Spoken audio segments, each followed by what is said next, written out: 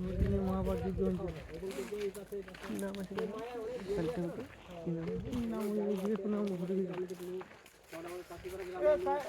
মায়ের নাম কি আছে?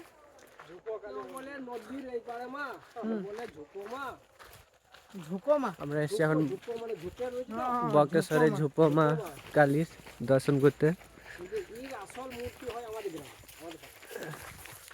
রামদার বাড়ির ওখানে আসল মূর্তি হয় নাকি বলছে।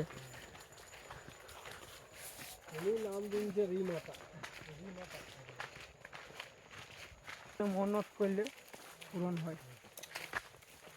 কত জায়গায় মন্নত করবি রে।